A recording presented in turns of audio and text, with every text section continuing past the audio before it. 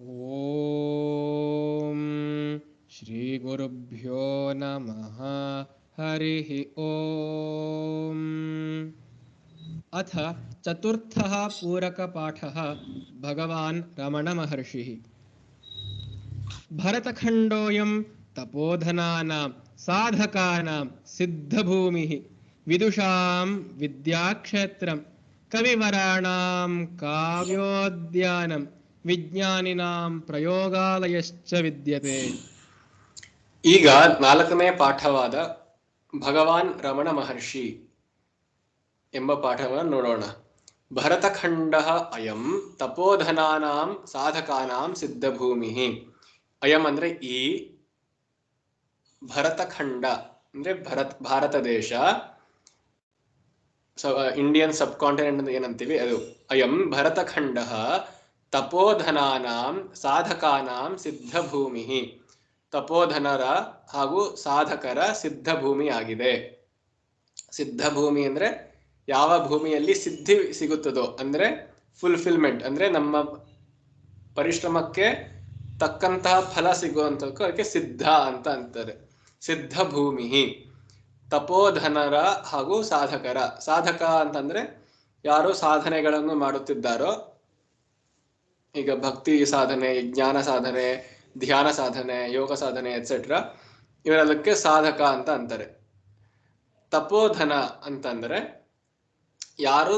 ಯಾರ ತಪಸ್ಸನ್ನೇ ತಮ್ಮ ಧನರಾಗಿ ಮಾಡಿಕೊಂಡಿದ್ದಾರೋ, ಅಂದ್ರೆ ಯಾರಿಗೆ ಅವರ ತಪಶಕ್ತಿಯೇ ಆಗಿರುತ್ತದೋ ಅವರು ತಪೋಧನರು. ಇದು ಒಂದು ಸಮಾಸ, ಕರ್ಮಧಾರಯ ಸಮಾಸ. ತಪೋಧನ ತಪಃ ಏವ ಧನಂ ಅಂತ ಮಾಡಿದ್ರೆ ಕರ್ಮಧಾರಯ ಆಗತ್ತೆ. ಅಂದ್ರೆ ತಪಸ್ಸೇ ಒಂದು ಧನ ಅಂದ್ರೆ ತಪೋಧನ.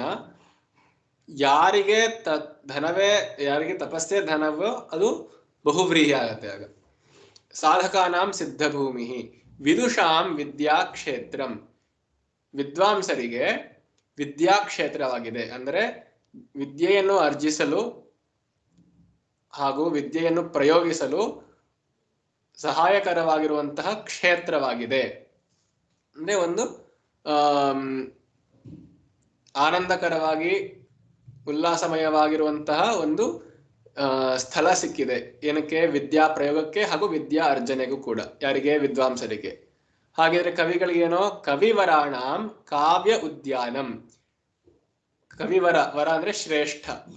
ಶ್ರೇಷ್ಠ ಕವಿಗಳಿಗೆ ಈ ಭಾರತ ದೇಶವು ಒಂದು ಕಾವ್ಯ ಉದ್ಯಾನದಂತಿದೆ. ಅಂದರೆ ಕಾವ್ಯ ಅಂದ್ರೆ ಪದ್ಯ ಗದ್ಯಗಳನ್ನು ರಚಿಸಲು ಅನೇಕ ಸಂದರ್ಭ ಒದಗಿ ಬರುತ್ತದೆ. ಯಾಕೆ? ಉದ್ಯಾನದಂತಿದೆ. ಅಂದ್ರೆ ಒಂದು ಉದ್ಯಾನದಲ್ಲಿ ಏನೇನಿರುತ್ತೆ? ಸುಂದರವಾದ ಹೂಗಳಿರುತ್ತೆ, ಹಾಗೂ ಅಲ್ಲಿ ಬಳ್ಳಿಗಳು, ಲತೆಗಳು, ಮರ, ದೊಡ್ಡ ಮರ, ಚಿಕ್ಕ ಮರ, ಎಲ್ಲಾ ರೀತಿಯ ಸಸ್ಯಗಳು ಹಾಗೂ ಪಶುಗಳು ಇರುತ್ತವೆ. ಹಾಗೆ ಭಾರತ ದೇಶದಲ್ಲೂ ಕೂಡ ಅನೇಕ ಅಂದ್ರೆ ವರ್ಣಿಸಲು ಯೋಗ್ಯವಾದ ಅಂಶಗಳು ಇರೋದ್ರಿಂದ ಅದು ಕಾವ್ಯ ಉದ್ಯಾನವಾಗಿದೆ. ವಿಜ್ಞಾನಿನಾಂ ಪ್ರಯೋಗಾಲಯಶ್ಚ ವಿದ್ಯತೆ. ಚ ಅಂದ್ರೆ ಮತ್ತು, ವಿದ್ಯತೆ ಇದೆ. ಏನೋ? ವಿಜ್ಞಾನಿಗಳಿಗೆ ಪ್ರಯೋಗಾಲಯವಾಗಿದೆ. ಈ ಭಾರತ ದೇಶವು ವಿಜ್ಞಾನಿಗಳಿಗೆ ಪ್ರಯೋಗಾಲಯ. ಹೇಗೆ? ವಿಜ್ಞಾನಿಗಳಿಗೆ ಅಂದ್ರೆ ಕೇವಲ ವಿಜ್ಞಾನಿ ಅಂದ್ರೆ ಪ್ಯೂರ್ ಸೈಂಟಿಸ್ಟ್, ಬೇಸಿಕ್ ಸೈಂಟಿಸ್ಟ್, ಹಾಗೂ ಸಮಾಜ ವಿಜ್ಞಾನಿ ಅಂದ್ರೆ ಸೋಷಿಯಲ್ ಸೈಂಟಿಸ್ಟ್. ಎರಡೂ ರೀತಿಯ ವಿಜ್ಞಾನಿಗಳಿಗೂ ಕೂಡ ಇದು ಪ್ರಯೋಗಾಲಯ, ಲ್ಯಾಬೊರೇಟರಿ ಅಂತ ಅಂತೀವಿ. ಪ್ರಯೋಗಾಲಯ ಹೇಗೆ ಅಂತಂದ್ರೆ, ಭಾರತ ದೇಶದಲ್ಲಿ ನೀವು ಏನ್ ಬೇಕಾದ್ರೂ ಟ್ರೈ ಅಂಡ್ ಎರರ್ ಅಂತ ಅಂತಾರೆ. ಅಂದ್ರೆ ಏನ್ ಬೇಕಾದ್ರೂ ಪ್ರಯತ್ನಿಸಬಹುದು. ನೀವು ಪಾಲಿಸಿಗಳನ್ನ ತರಬಹುದು, ನೀತಿಗಳನ್ನ ತರಬಹುದು. ಹಾಗೂ ಪ್ರಯೋಗಾಲಯ ಅಂತಂದ್ರೆ ಈಗ ಎಷ್ಟೊಂದು ಪ್ರಾಕೃತಿಕವಾದ ನೈಸರ್ಗಿಕವಾದ ವಿಷಯಗಳಿವೆ, ವಿಧಾನಗಳಿವೆ.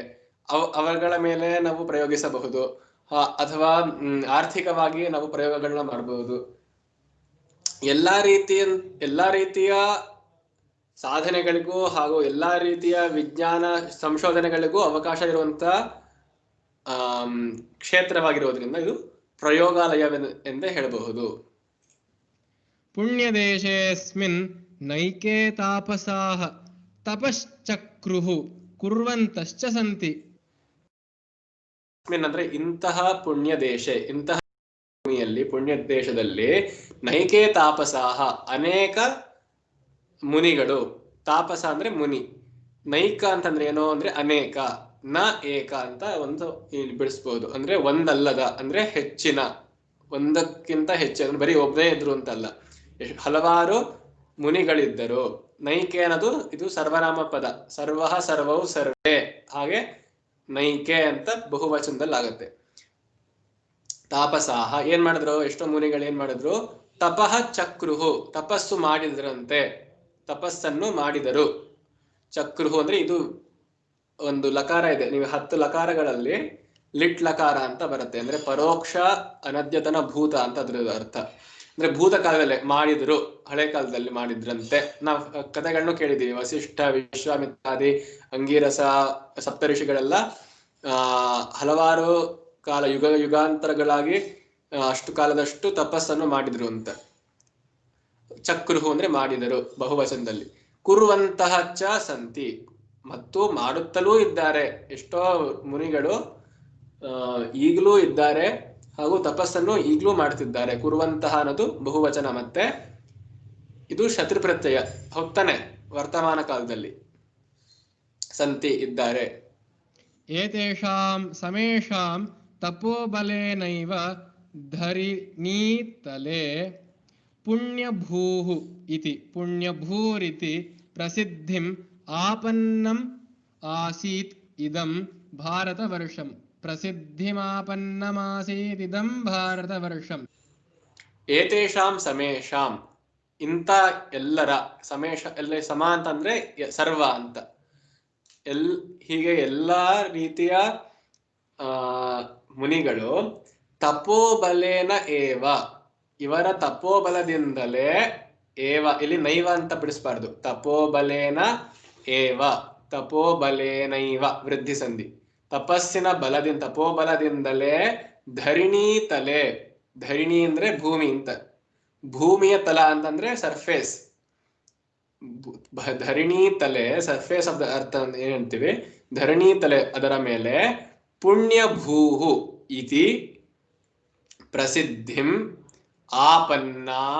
ಆಪನ್ನಂ ಆಸೀತ್ ಇದಂ ಭಾರತ ವರ್ಷಂ. ಪ್ರಸಿದ್ಧಿಂ ಆಪನ್ನಂ ಭಾರತ ವರ್ಷಂ, ಪ್ರಸಿದ್ಧಿಂ ಆಪನ್ನಂ, ಹೀಗೆ ಭಾರತ ವರ್ಷವು ಈ ಭೂಮಿಯಲ್ಲೇ ಪುಣ್ಯಭೂ ಎಂದು ಪ್ರಸಿದ್ಧಿಯನ್ನು ಪಡೆದಿತು.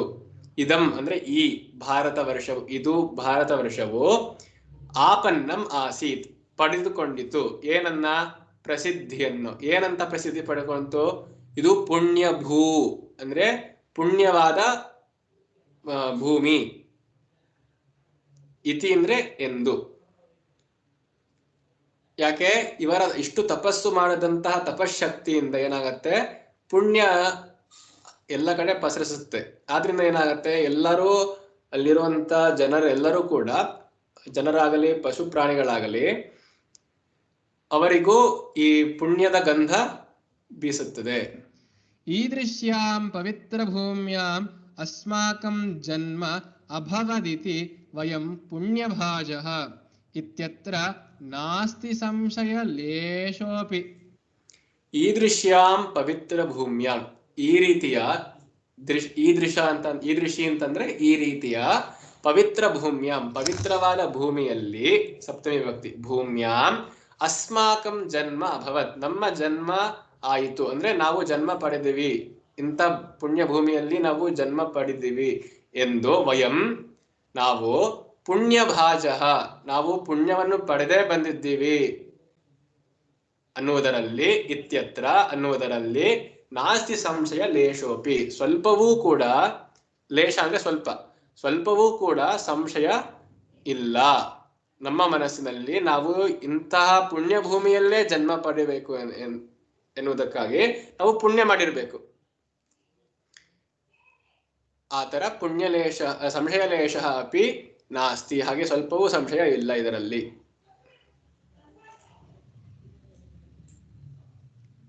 ಅತ ಏವ ಅಸ್ಮಾಭಿಃ ಅವಶ್ಯಂ ಅಸ್ಮಾಕಂ ಪೂರ್ವಜಾನಾಂ ಋಷಿವರೇಣ್ಯಾನಾಂ ಜೀವನಗಾಥಾ ಗಾತವ್ಯಾ ಅಸ್ತಿ. ತದ್ಧೇ ಆದ್ದರಿಂದಲೇ ಆದ್ದರಿಂದಲೇ ಅಸ್ಮಾಭಿಃ ಅವಶ್ಯಂ ಅಸ್ಮಾಕಂ ಪೂರ್ವಜಾನಾಂ ಋಷಿವರೇಣ್ಯಾನಾಂ ಜೀವನಗಾಥಾ ಗಾತವ್ಯ ಅಸ್ತಿ. ನಾವು ಹೇಳಬೇಕಾಗಿದೆ, ನಾವು ಹಾಡಬೇಕಾಗಿದೆ. ಏನ್ ಹಾಡಬೇಕಾಗಿದೆ? ಋಷಿವರೇಣ್ಯಾನಾಂ ಜೀವನಗಾಥಾ. ನಮ್ಮಿಂದ ಹೀಗೆ ನಮ್ಮಗಿಂತ ಮುಂಚೆ ಇದ್ದಂತಹ, ಅಂದ್ರೆ ಮುಂಚೆ ಹುಟ್ಟಿದಕ್ಕೆ ಪೂರ್ವಜ ಅಂತ ಅಂತಾರೆ.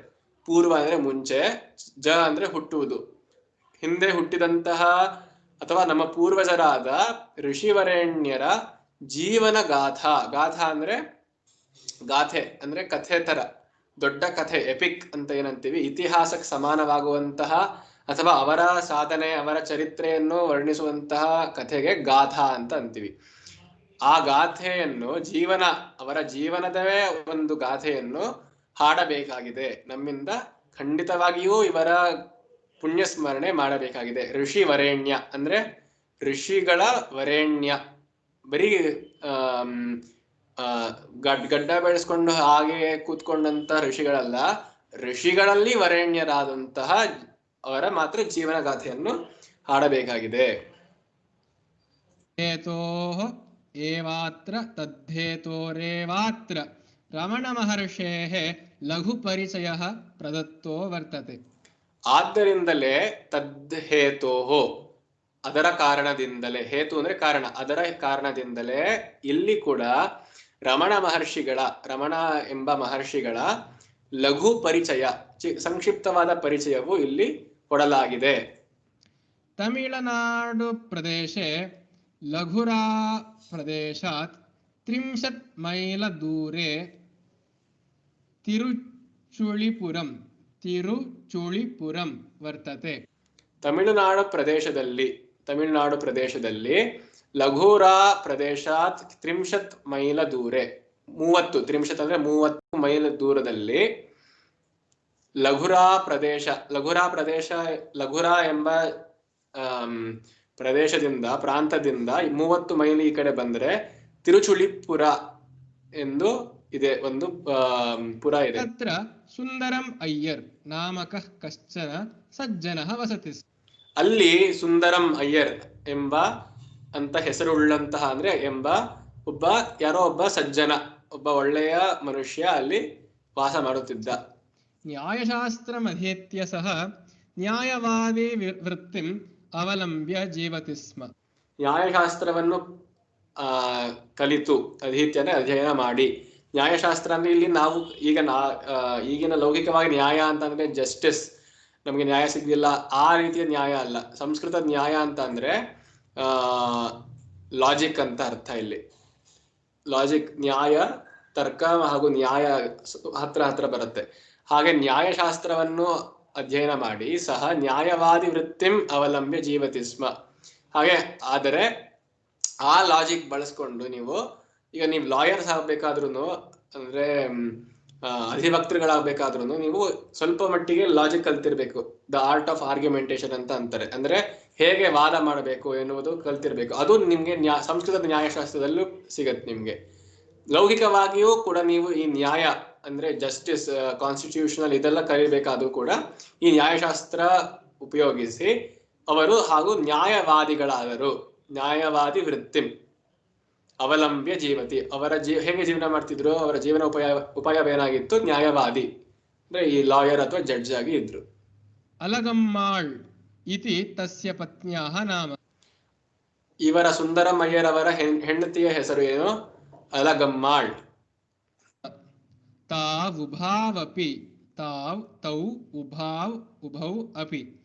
ತಾವುಭಾವಪಿ ಧಾರ್ಮಿಕ ಜೀವನೇನ ಸಂಪನ್ನೌ ಭೂತ್ವಾ ಸುಖೇನ ಜೀವತ ಸ್ಮ. ಇವರಿಬ್ಬರೂ ಸಹ ತೌ ಉಭೌ ಅಪಿ ಇವರಿಬ್ಬರೂ ಸಹ ಧಾರ್ಮಿಕ ಜೀವನೇನ, ತಮ್ಮ ಜೀವನವನ್ನು ಧರ್ಮಯುಕ್ತವಾದ ರೀತಿಯಲ್ಲೇ ನಡೆಸಿಕೊಂಡು ಸಂಪನ್ನೋ ಭೂತ್ವ ನಡೆಸುತ್ತಾ ಸುಖೇನ ಜೀವತ ಸ್ಮ, ಸುಖವಾಗಿ ಇಬ್ಬರು ಜೀವನ ಮಾಡ್ತಿದ್ರು. ತಯೋಃ ಪುಣ್ಯದಂಪತ್ಯೋಃ ದ್ವಿತೀಯ ಪುತ್ರರೂಪೇಣ ಜಾತಃ ಶ್ರೀ ವೆಂಕಟರಮಣಃ. ಇವರಿಬ್ಬರಿಗೂ ಎರಡನೇ ಮಗನಾಗಿ ಯಾರು ಹುಟ್ಟಿದ್ರು? ಎರಡನೇ ಮಗನಾಗಿ ಹುಟ್ಟಿದರು ಶ್ರೀ ವೆಂಕಟರಮಣ. ಅವರ ಹೆಸರು ವೆಂಕಟರಮಣ್. 1-8-7-9 ಕ್ರಿಸ್ತಾಬ್ದಸ್ಯ ಡಿಸೆಂಬರ್ ಮಾಸಸ್ಯ 30 ದಿನಾಂಕೆ ಅಸ್ಯ ಜನ್ಮ ಅಭವತ್. ಇವರ ಜನ್ಮವು 30ನೇ ಡಿಸೆಂಬರ್ 1879 ಇಸವಿಯಲ್ಲಿ ಆಯಿತು. ಬಾಲ್ಯಾದೇವ ರಮಣಸ್ಯ ಮೇಧಾ ವಿಲಕ್ಷಣ. ಬಾಲ್ಯದಿಂದಲೇ ಅಂದ್ರೆ ಅವರ ಚಿಕ್ಕಂದಿನಿಂದಲೇ ರಮಣರ ಮೇಧಾಶಕ್ತಿ ಅಂದ್ರೆ ಸ್ಮರಣ ಶಕ್ತಿಯು ವಿಲಕ್ಷಣವಾಗಿತ್ತು. ಅಂದ್ರೆ ವಿಲಕ್ಷಣ ಅಂದ್ರೆ ಯುನೀಕ್ ಅಂತ, ಬೇರೆಯವರಿಗಿಂತ ವಿಭಿನ್ನವಾಗಿರುವಂತದ್ದಕ್ಕೆ ವಿಲಕ್ಷಣ ಅಂತ ಅಂತಾರೆ. ಅಂದ್ರೆ ಅತಿಯಾಗಿ ಯುನೀಕ್ ಆಗಿತ್ತು. ಏಕವಾರಂ ಶ್ರುತಂ ಚೇತ್ ಸ್ಮರಣೆ ಸಂಸ್ಥಾಪ್ಯ ಸರ್ವಮಪಿ ಪುನರ್ವಕ್ತುಂ ಸಮರ್ಥಃ ಆಸೀತ್. ಒಂದ್ಸಲಿ ಕೇಳಿಸ್ಕೊಂಡ್ರೆ ಸಾಕು, ಸ್ಮರಣೆಯಲ್ಲಿ ಇಟ್ಟುಕೊಂಡ್ರೆ ಅಂದ್ರೆ ತನ್ನ ಮೆಮರಿ ಅದರಲ್ಲಿ ಇಟ್ಕೊಂಡ್ರೆ ಸರ್ವಂ ಅಪಿ ಪುನಃ ವಕ್ತುಂ ಸಮರ್ಥಃ ಆಸೀತ್. ಕೇಳಿದಷ್ಟನ್ನು ಮತ್ತೆ ಹೇಳಲು ಸಮರ್ಥರಾಗಿದ್ದರು. ಪುನಃ ವಕ್ತುಂ ಸಮರ್ಥಃ ಆಸೀತ್. ತಸ್ಯ ನ ಕೇವಲಂ ಅಧ್ಯಯನೇ ಆಸಕ್ತಿಃ ಪರಂತು ಕ್ರೀಡಾಸು ಅಪಿ ರುಚಿಃ ಆಸೀತ್. ಅವರಿಗೆ ಬರೀ ಅಧ್ಯಯನದಲ್ಲೇ ಮಾತ್ರ ಆಸಕ್ತಿ ಇತ್ತು ಅಂತ ಏನಲ್ಲ, ಆದರೆ ಬದಲಾಗಿ ಕ್ರೀಡೆಗಳಲ್ಲೂ ಅಂದ್ರೆ ಆಟಗಳಲ್ಲೂ ಕೂಡ ಅತಿಯಾದ ರುಚಿ ಅಂದ್ರೆ ಆಸಕ್ತಿ ಇತ್ತು, ಪ್ಯಾಷನ್. ಅನ್ಯೇಷಾಂ ಅಪೇಕ್ಷೆಯ ಅಸ್ಯ ಚಿಂತನಂ ಭಿನ್ನಂ ಆಸೀತ್. ಬೇರೆಯವರ ದೃಷ್ಟಿಯಲ್ಲಿ ಬೇರೆಯವರಿಗಿಂತ ಅನ್ನೋಕೆ ಅನ್ಯೇಷಾಂ ಅಪೇಕ್ಷೆಯ ಅಂತ, ಇದು ಅಪೇಕ್ಷೆಯ ಅನ್ನೋದು ಒಂಥರ ಅವ್ಯಯತ್ತರ, ಅರ್ಧ ಅವ್ಯಯ ಅಂತ ಅನ್ಬೋದು. ಈ ಅಪೇಕ್ಷೆಯ ಯಾವಾಗ್ಲೂ ಷಷ್ಠಿ ವಿಭಕ್ತಿ ಜೊತೆ ಬರುತ್ತೆ. ಬೇರೆಯವರ ದೃಷ್ಟಿಯಿಂದ ಅಥವಾ ಬೇರೆಯವರಿಗೆ ಹೋಲಿಸಿದರೆ ಇವರ ಚಿಂತನೆಯು ಭಿನ್ನಂ ಆಸೀತ್, ಸ್ವಲ್ಪ ಬೇರೆ ರೀತಿಯಲ್ಲಿತ್ತು. ಭಿನ್ನಂ ಆಸೀತ್. ವ್ಯವಹಾರೋಪಿ ವಿಭಿನ್ನಃ ಭವತಿ ಸ್ಮ. ಇವರ ವ್ಯವಹಾರವೂ ಸಹ ಅಸಹಜವಾಗಿ ಒಂಥರ ವಿಭಿನ್ನ, ಯುನೀಕ್, ವಿಲಕ್ಷಣವಾಗಿಯೇ ಇತ್ತು. ರಮಣಃ ಸದಾ ಧ್ಯಾನಮಗ್ನಃ ಭವತಿ ಸ್ಮ.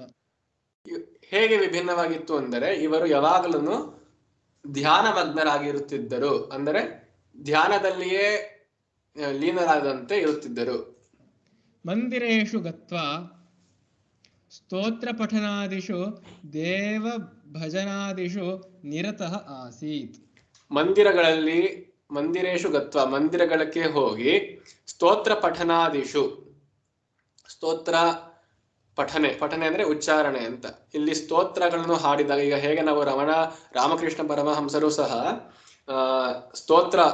ದೇವಿಯ ಸ್ತೋತ್ರ ಕೇಳುತ್ತಿದ್ದಂತೆಯೇ ಅವರು ಧ್ಯಾನ ಸಮಾಧಿ ಸ್ಥಿತಿಗಳಿಗೆ ಹೋಗ್ತಿದ್ದರೋ, ಆ ರೀತಿ ಇವರು ರಮಣರು ಸಹ ಸ್ತೋತ್ರ ಪಠನೆಯನ್ನು ಮಾಡಿದ್ದಲ್ಲಿ ದೇವ ಭಜನಾದಿಶು ಮತ್ತೆ ದೇವ ಭಜನೆಗಳಲ್ಲೂ ಈ ಮಂದಿರಗಳಲ್ಲಿ ಮಾಡುತ್ತಿರುತ್ತಾರೆ.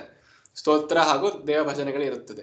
ಹಾಗೆ ಮಾಡಿದ ಸಂದರ್ಭಗಳಲ್ಲಿ ಅವರು ಅದರಲ್ಲಿಯೇ ಮುಳುಗಿ ಹೋಗುತ್ತಿದ್ದರು. ನಿರತಃ ಆಸೀತ್. ಗಚ್ಚತಾ ಕಾಲೇನ ರಮಣಸ್ಯ ಮನಃ ಪರಿಪಕ್ವಂ ಅಭವತ್.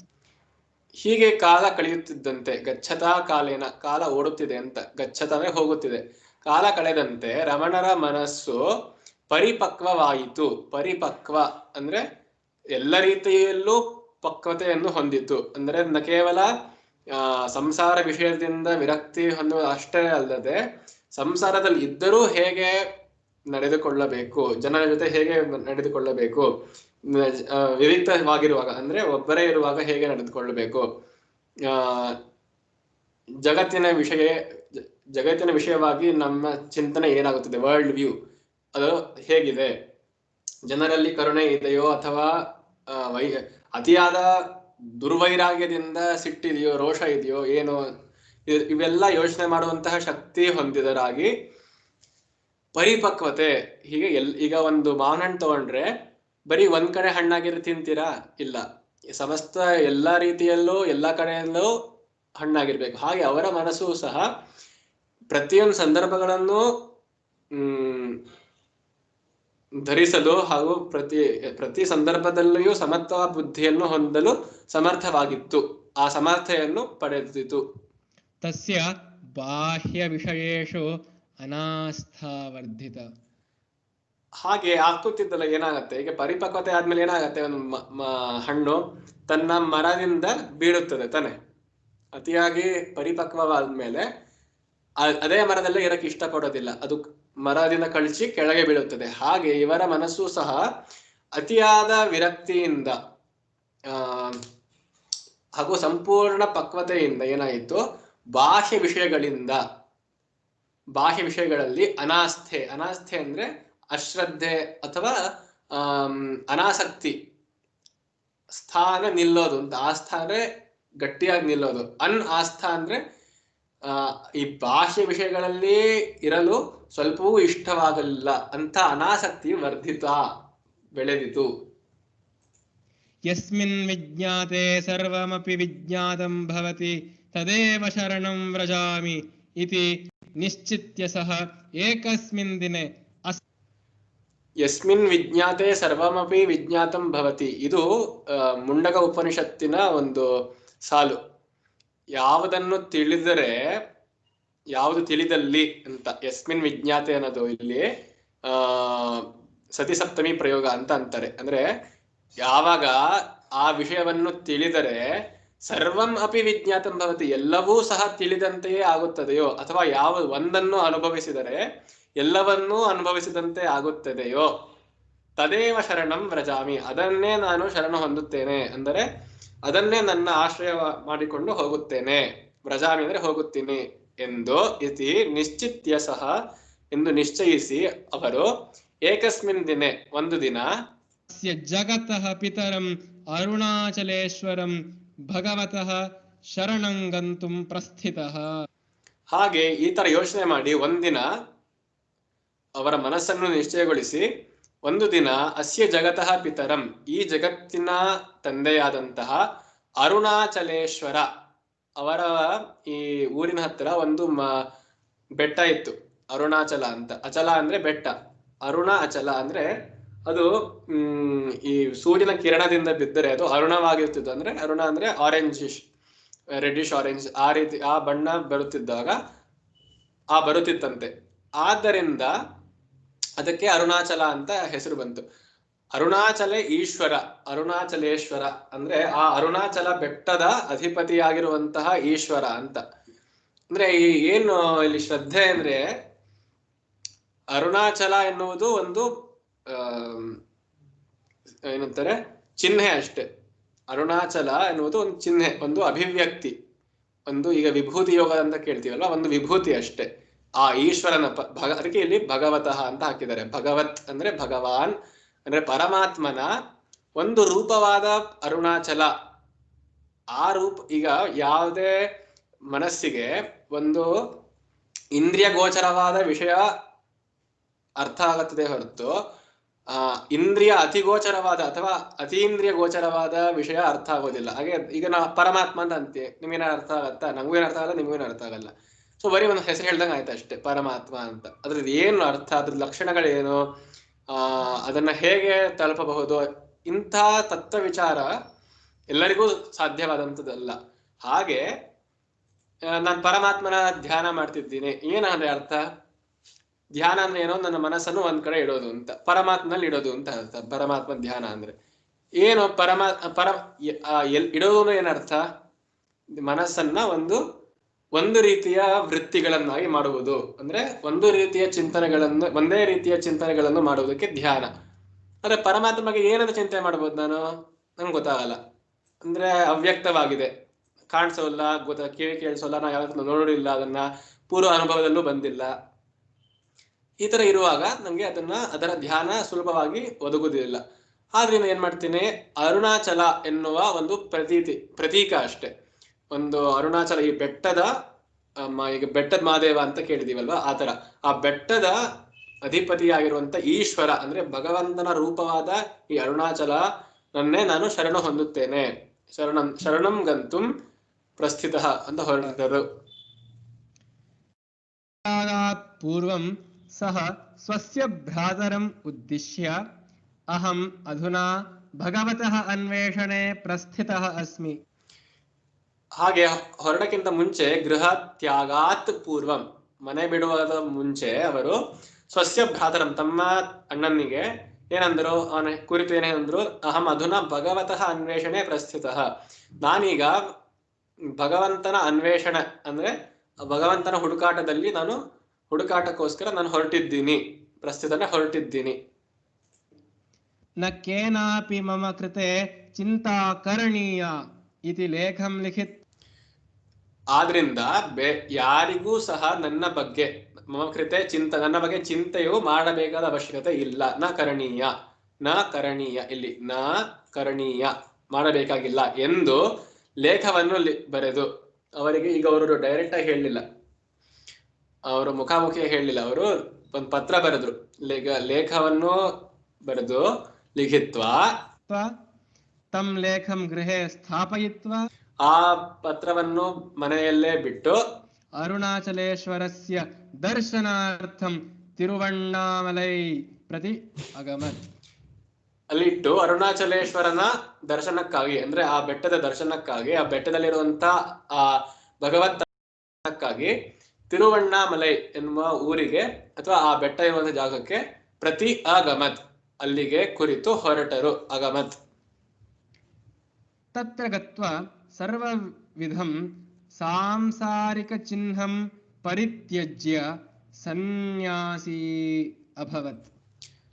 ಅಲ್ಲಿ ಹೋಗಿ ಸರ್ವ ವಿಧವಾದ ಸಾಂಸಾರಿಕ ಚಿಹ್ನ ಅಂದ್ರೆ ಎಲ್ಲಾ ರೀತಿಯ ಸಾಂಸಾರಿಕ ಚಿಹ್ನ ಅಂದ್ರೆ ಜುಟ್ಟು, ಬಟ್ಟೆ, ದುಡ್ಡು ಅಥವಾ ಜನರ ಜೊತೆ ಸಲ್ಲಾಪ ವಿಲಾಪಗಳನ್ನ ಮಾಡೋದು, ಅತಿಯಾದ ರುಚಿಕರವಾದ ಆಸ್ವಾದಕರವಾದ ಆಹಾರ ತಿನ್ನೋದು, ಅಥವಾ ಅತಿ ನಿದ್ರೆ ಮಾಡೋದು, ಬೇಕಾದಂತೆ ಶೌಚಗಳನ್ನ ಮಾಡೋದು, ಇವೆಲ್ಲ ಸಾಂಸಾರಿಕ ಚಿಹ್ನೆಗಳು. ಇವನ್ನೆಲ್ಲ ಬಿಟ್ಟು ಇವೆಲ್ಲ ಸಾಂಸಾರಿಕವಾದ ಚಿಹ್ನೆಗಳನ್ನೆಲ್ಲವೂ ಪರಿತ್ಯಾಗ ಮಾಡಿ, ಬರೀ ತ್ಯಾಗ ಅಲ್ಲ, ಪರಿತ್ಯಾಗ ಅಂದ್ರೆ ಒಂದ್ಸಲಿ ಬಿಟ್ಟಂದ್ರೆ ಆಗೋಯ್ತು, ವಾಪಸ್ ಬರೋ ಚಿಂತೆ ಇಲ್ಲ, ಪ್ರಮೇಯವೇ ಇಲ್ಲ. ಸನ್ಯಾಸಿ ಅಂದ್ರೆ ಸಮ್ಯಕ್ ನ್ಯಾಸಿ, ಎಲ್ಲವನ್ನೂ ತೆಗೆದು ಪಕ್ಕಕ್ಕಿಟ್ಟವರ ಅನ್ನೋ ಅರ್ಥ. ಅದು ಲಿಟ್ರಲ್ ಮೀನಿಂಗ್ ಏನು ಅಂದ್ರೆ, ಶಾಬ್ದ ಅರ್ಥ ಏನು ಅಂದ್ರೆ ಸಂನ್ಯಾಸಿ, ಎಲ್ಲವನ್ನು ತೆಗೆದು ಪಕ್ಕಕ್ಕಿಟ್ಟವ, ಹಾಗೆ ಸನ್ಯಾಸಿ ಅಭವತ್. ಮಂದಿರೇಶು ಮೌನೇನ ಉಪವಿಶ್ಯ ಧ್ಯಾನಮಗ್ನಃ ಅಭವತ್. ಮಂದಿರಗಳಲ್ಲಿ ಮೌನದಿಂದ ಅಂದ್ರೆ ಮಾತಾಡದಲೆ ಕುಳಿತುಕೊಂಡು ಬರೀ ಧ್ಯಾನ ಮಗ್ನ ಆಗುತ್ತಿದ್ದರು. ಅಭವತ್ ಆಗಿದರು. ಧ್ಯಾನ ಮಗ್ನ ಧ್ಯಾನದಲ್ಲಿಯೇ ಲೀನರಾದರು. ಮಗ್ನ ಅಂದ್ರೆ ಇಲ್ಲಿ ಮುಳುಗುವುದು ಅಂತ ಅರ್ಥ. ಮುಳುಗುವುದಕ್ಕೆ ಮಗ್ನ, ಧ್ಯಾನದಲ್ಲಿ ಮುಳುಗಿ ಹೋದರು. ತಸ್ಮಿನ್ ಕಾಲೇ ಆಂಧ್ರದೇಶೆ ಗಣಪತಿ ನಾಮಕಃ ಮೇಧಾವಿ ಮಂತ್ರವೇತ್ತಾ ವಸತಿ ಸ್ಮ. ಆ ಕಾಲದಲ್ಲಿ ಆಂಧ್ರ ಪ್ರದೇಶದಲ್ಲಿ ಗಣಪತಿ ಎನ್ನುವ ಹೆಸರಿನ ಮೇಧಾವಿ ಮಂತ್ರವೇತ್ತ, ತುಂಬಾ ಸ್ಮೃತಿ ಶಕ್ತಿಯನ್ನು ಉಳ್ಳಂತಹ, ಅದಕ್ಕೆ ಮೇಧಾವಿ ಅಂತ ಅಂತಾರೆ. ಮೇಧಾ ಅಂದ್ರೆ ಸ್ಮೃತಿ, ಮೆಮೊರಿ. ಮೇಧಾವಿ ಅಂದ್ರೆ ಉಳ್ಳಂತಹ, ಮೇಧಾ ಉಳ್ಳಂತಹ ಮಂತ್ರವೇತ್ತ, ಮಂತ್ರವನ್ನು ತಿಳಿದವ, ಮಂತ್ರವನ್ನು ಅರಿಯಬಲ್ಲವ, ವಸತಿ ಸ್ಮ ವಾಸ ಮಾಡ್ತಿದ್ದ. ತಂತ್ರಂ ಜ್ಯೋತಿಷಂ ವೇದಾಂಗಾನಿ ನ್ಯಾಯಾದಿ ಶಾಸ್ತ್ರಾಣಿ ಚ ಸಮ್ಯಕ್ ಅಧೀತವಾನ್. ಕಿಂತು ಅವನು, ಆ ಗಣಪತಿಯು, ತಂತ್ರ, ಜ್ಯೋತಿಷ, ವೇದಾಂಗ ಅಂದ್ರೆ ಈ ಷಡ್ ವೇದಾಂಗಗಳಿರ್ತಾನೆ, ಶಿಕ್ಷಾ, ವ್ಯಾಕರಣಂ, ಛಂದ, ನಿರುಕ್ತ, ಜ್ಯೋತಿ, ಕಲ್ಪ, ಇವೆಲ್ಲವೂ ವೇದಾಂಗಗಳನ್ನು, ನ್ಯಾಯಾದಿ ಶಾಸ್ತ್ರಗಳನ್ನು ಅಂದ್ರೆ ನ್ಯಾಯಶಾಸ್ತ್ರ, ತರ್ಕಶಾಸ್ತ್ರ, ಮೀಮಾಂಸಾ ಶಾಸ್ತ್ರ, ವೇದಾಂತ ಶಾಸ್ತ್ರ ಇತ್ಯಾದಿಗಳನ್ನು, ಜ್ಯೋತಿಷ, ಈ ಫಲ ಜ್ಯೋತಿಷ ಹಾಗೂ ದೈವ ಜ್ಯೋತಿಷಗಳನ್ನೆಲ್ಲ ಅರಿತು, ತಂತ್ರ ಬರೀ ವೈದಿಕ ಅಲ್ಲದೆ ತಾಂತ್ರಿಕವಾದ ವಿಚಾರಗಳನ್ನು ಅರಿತುಕೊಂಡು, ಸಮ್ಯಕ್ ಅಧೀತವಾನ್ ಸರಿಯಾಗಿ ತಸ್ಯ ಮನಸ್ಸೇ ಪ್ರಶಾಂತತಾ ನಾಸೀತ್. ಆದರೆ ಇಷ್ಟೆಲ್ಲ ಮಾಡಿದರೂ ತಸ್ಯ ಮನಸ್ಸಿ, ಅವರ ಮನಸ್ಸಿನಲ್ಲಿ ಪ್ರಶಾಂತತೆಯು ನಾಸೀತ್ ಇರ್ತಿಲ್ಲ. ನ ಆಸೀತ್. ಕದಾಚಿತ್ ಸಹ ರಮಣಂ ಪ್ರತಿ ಆಗತ್ಯ ದಂಡವತ್ ಪ್ರಣಮ್ಯ ಸ್ವಸಮಸ್ಯಾಯಾಹ ಪರಿಹಾರಂ ಅಯಾಚತ. ಇಷ್ಟೆಲ್ಲ ಓದಿದರೂ ನನಗೆ ಯಾಕೆ ಮನಸ್ಸಿನಲ್ಲಿ ಶಾಂತಿ ಬರ್ತಿಲ್ಲ, ನಂಗೆ ಯಾಕೆ ಪ್ರಶಾಂತಿ ಇಲ್ಲ, ಇಷ್ಟೊಂದು. ಈಗ ಸಹಜವಾಗಿ ಸಾಮಾನ್ಯವಾಗಿ ವಿದ್ಯೆಯನ್ನು ಅರ್ಜಿಸಿದರೆ ಶಾಂತಿ ಸಿಗುತ್ತದೆ, ವಿದ್ವಾಂಸರಿಗೆ ಶಾಂತಿ ದೊರಕುತ್ತದೆ ಎಂದು ಹೇಳ್ತಾರೆ.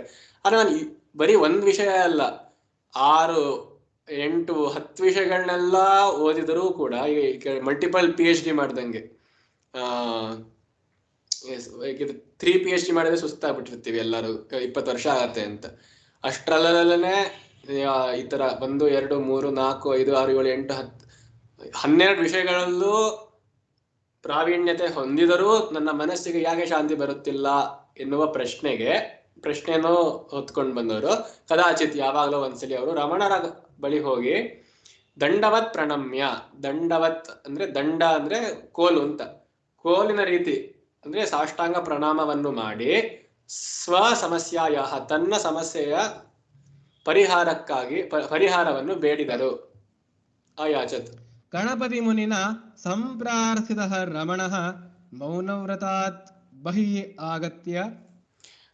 ಹೀಗೆ ಗಣಪತಿ ಅವರು ಮುನಿಗಳಾಗಿಯೇ ಇದ್ರು, ಯಾಕೆಂದ್ರೆ ಇಷ್ಟೊಂದು ಶಾಸ್ತ್ರಗಳನ್ನೆಲ್ಲ ಕಲಿತು ಅವರು ತಪಸ್ಸನ್ನು ಮಾಡ್ತಿದ್ರಂತೆ, ಜಪ ತಪಗಳನ್ನೆಲ್ಲ ಮಾಡ್ತಿದ್ರು. ಹಾಗೆ ಅವರಿಗೆ ಗಣಪತಿ ಮುನಿ ಅಂತಲೂ ಹೆಸರು ಬಂದಿತ್ತು.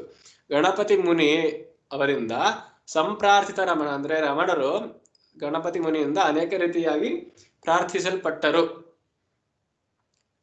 ಮೌನವ್ರತಾತ್ ಬಹಿಹಿ ಆಗತ್ಯ, ಅವರು ಮೌನ ಆಚರಿಸ್ತಿದ್ರು. ಗೊತ್ತಾನೆ ನೋಡಿ, ಮಂದಿರೇಶು ಮೌನೇನ, ಅವಾಗಿಂದ ಮೌನ ವ್ರತದಲ್ಲೇ ಇದ್ದಂತಹ ರಮಣರು ಬಹಿಹಿ ಆಗತ್ಯ ಅಂದ್ರೆ ಮೌನ ವ್ರತದಿಂದ ಹೊರಗೆ, ಅಂದ್ರೆ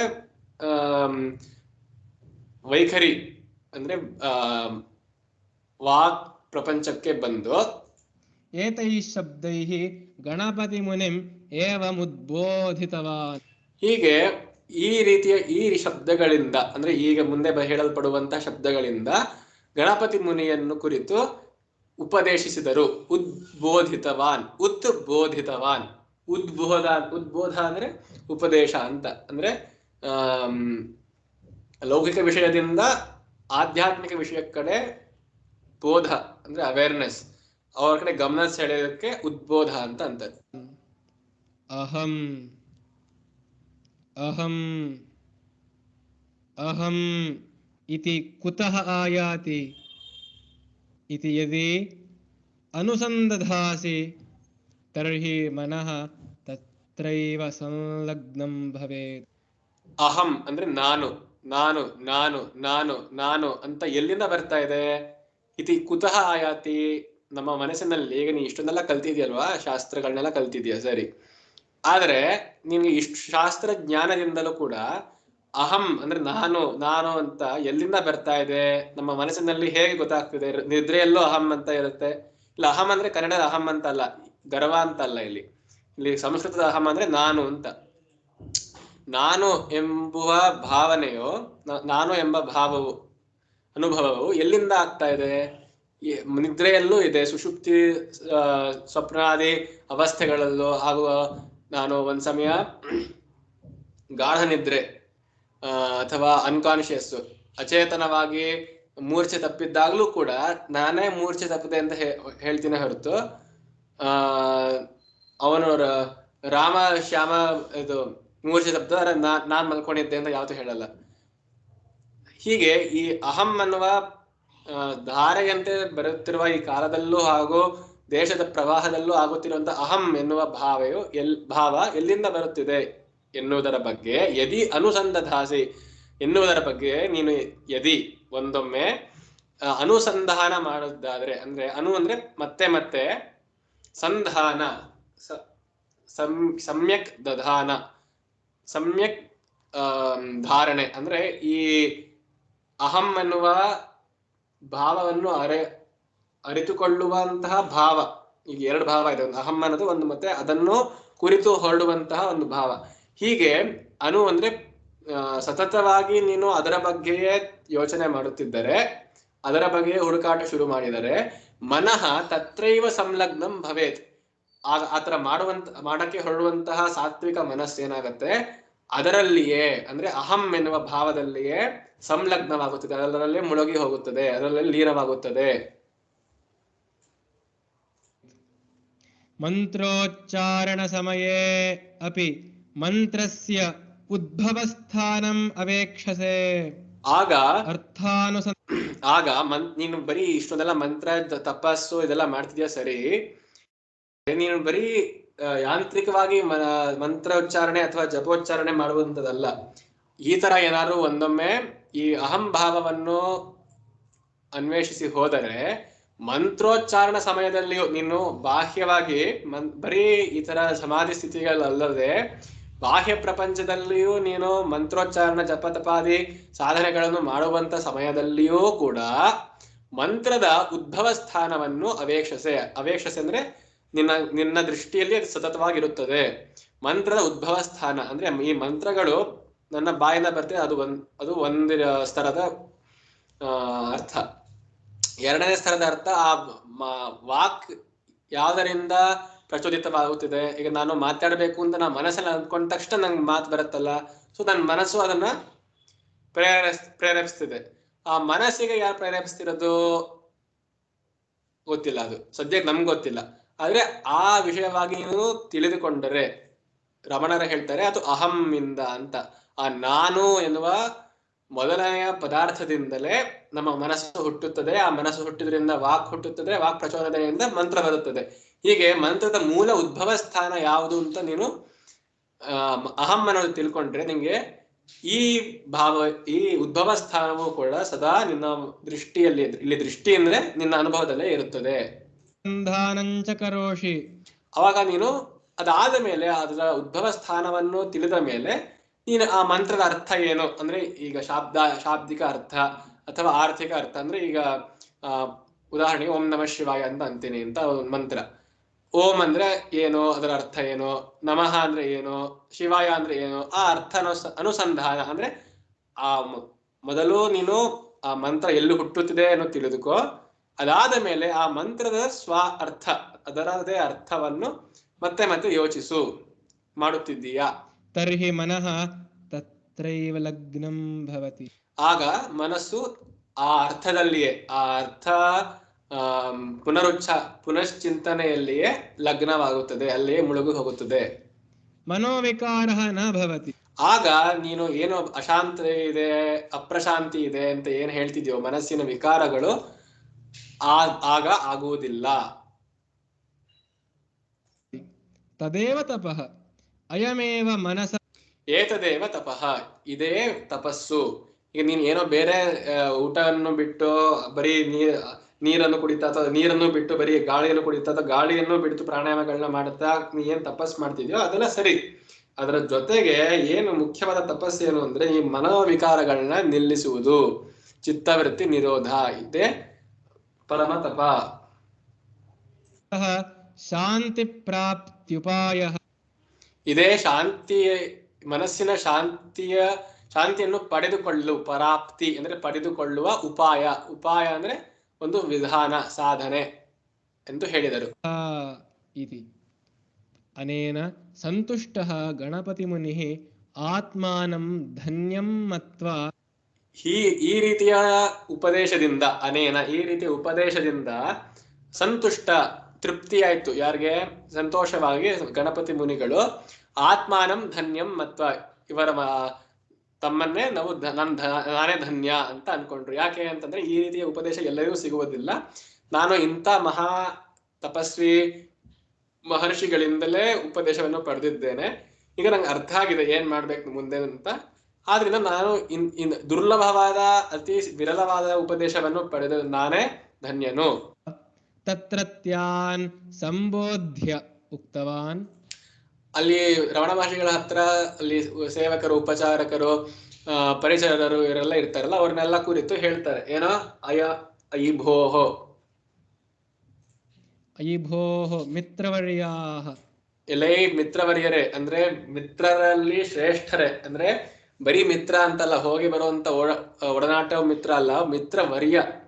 ಇವರು ಈಗ ನನ್ನ ಸಾಧನ ಮಿತ್ರರು ಇವರೆಲ್ಲ. ಯಾಕೆಂದ್ರೆ ಇವರು ರಮಣ ಮಹರ್ಷಿಗಳನ್ನೇ ಸೇವಿಸ್ತಿದ್ದಾರೆ.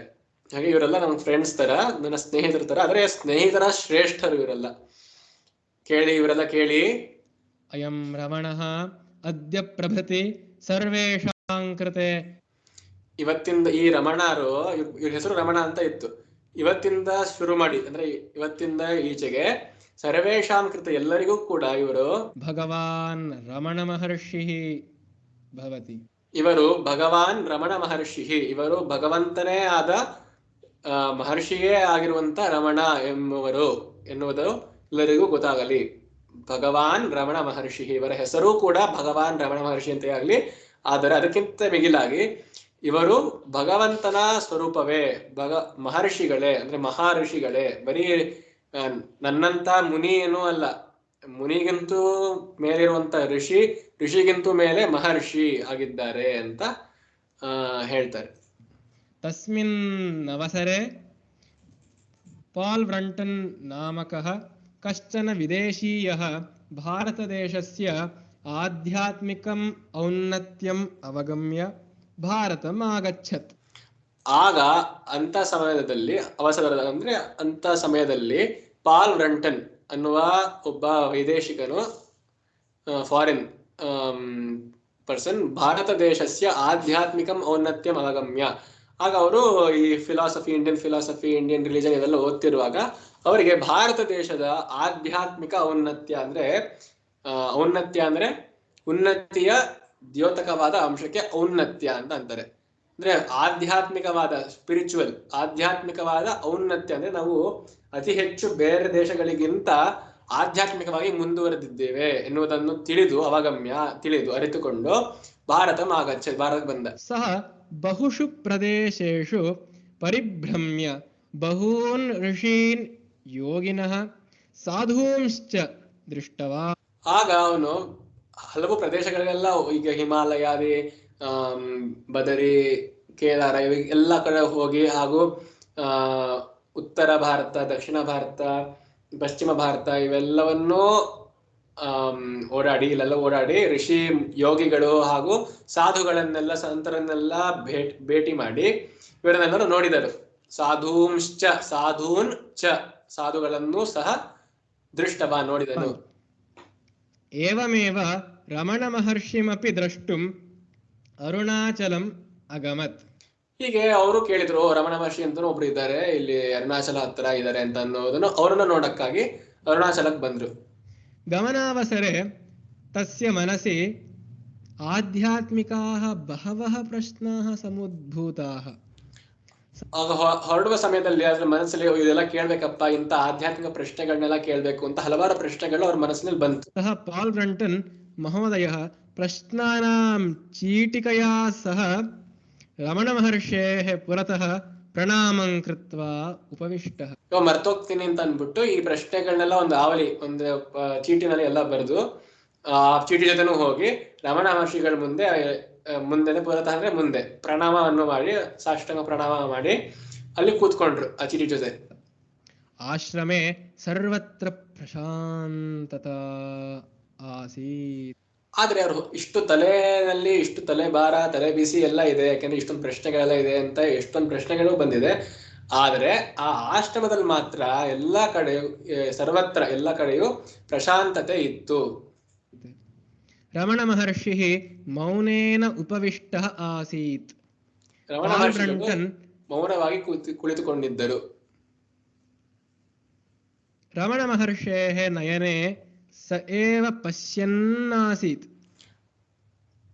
ಪಾಲ್ ಬ್ರಂಟನ್ ಅವನು ರಮಣ ಮಹರ್ಷಿಗಳ ಕಣ್ಣುಗಳನ್ನೇ ನೋಡುತ್ತಿದ್ದನು.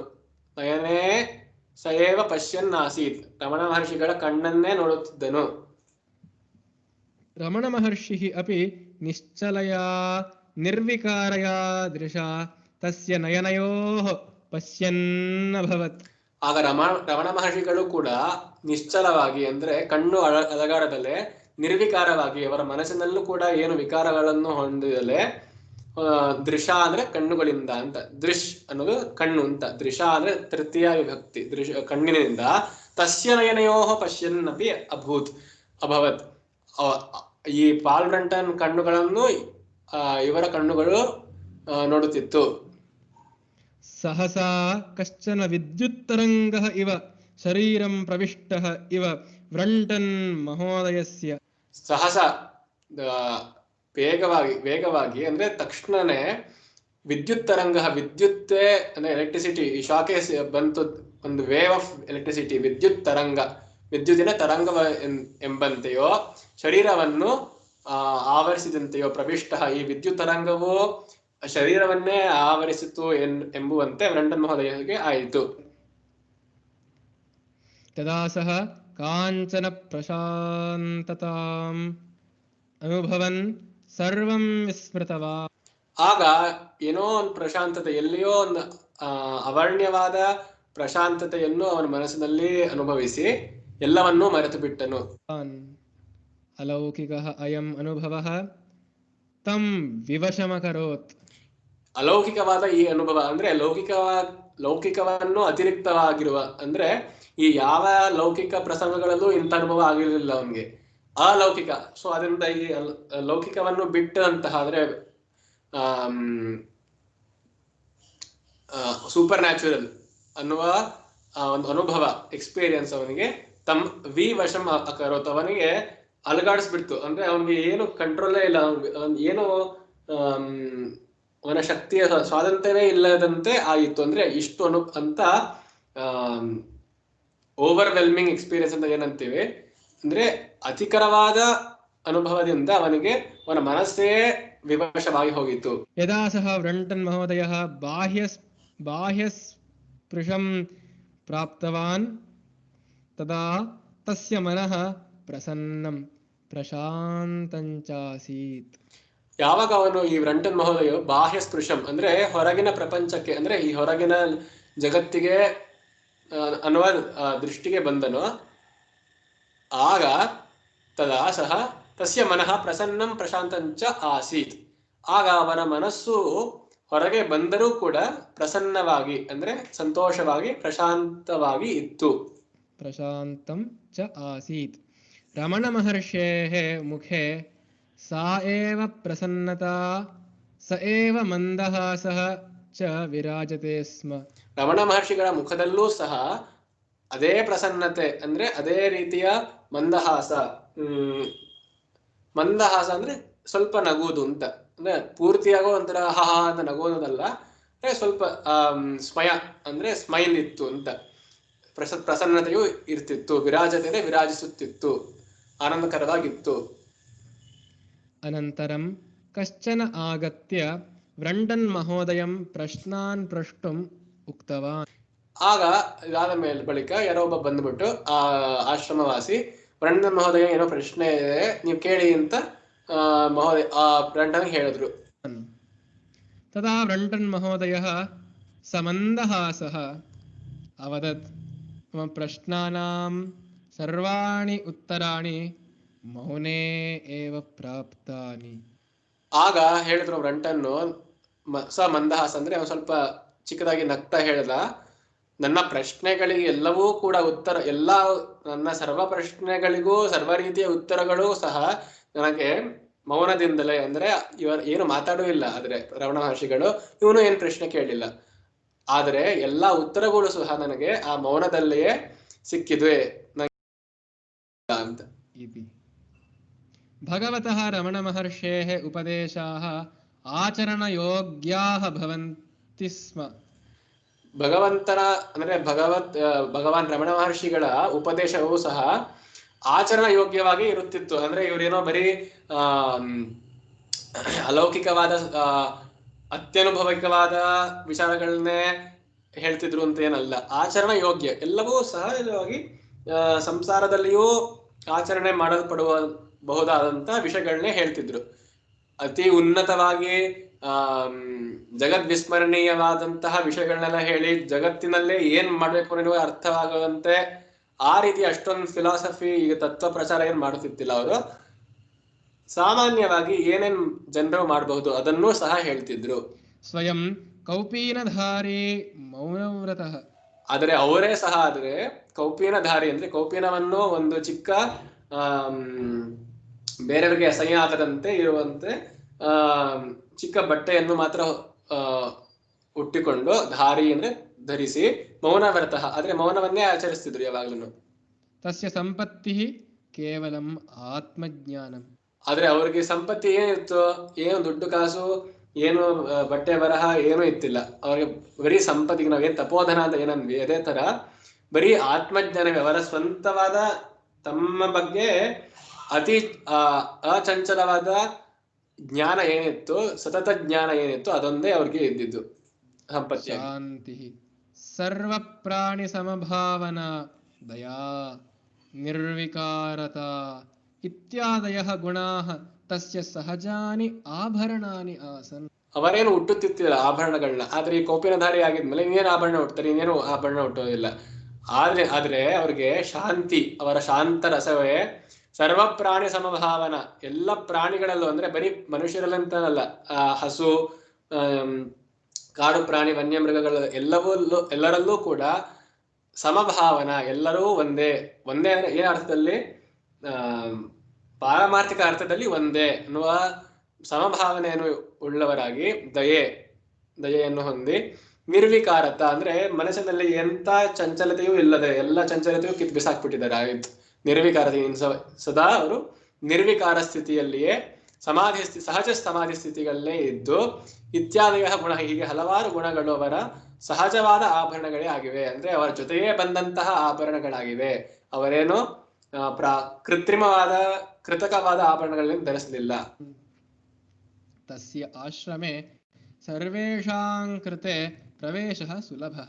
ಅವರ ಹೀಗೆ ಸಮಭಾವನೆಯನ್ನು ಉಳ್ಳಂತ ರಮಣ ಮಹರ್ಷಿಗಳ ಆಶ್ರಮದಲ್ಲಿ ಎಲ್ಲರಿಗೂ ಸಹಜವಾಗಿ ಪ್ರವೇಶ ಸಿಕ್ತಿತ್ತು. ಇವನು ವೈದೇಶಿಕ, ಇವನು ಭಾರತೀಯ, ಇವನು ಪಾಕಿಸ್ತಾನಿ, ಇವನು ಮುಸ್ಲಿಮ, ಕ್ರಿಶ್ಚಿಯನ್ ಅಥವಾ ಜೈನ ಅಥವಾ ಬೌದ್ಧ, ಸಿಖ್, ಇತರ ಏನೋ ಭೇದಗಳಿಲ್ಲದೆ, ಅಥವಾ ಇವನು ಗಂಡು ಹೆಣ್ಣು ಇತ್ಯಾದಿ ಯಾವ ರೀತಿಯ ಭೇದಗಳೂ ಇಲ್ಲದೆ ಎಲ್ಲರಿಗೂ ಸಹ ಪ್ರವೇಶವು ಸುಲಭವಾಗಿ ದೊರಕುತ್ತಿತ್ತು.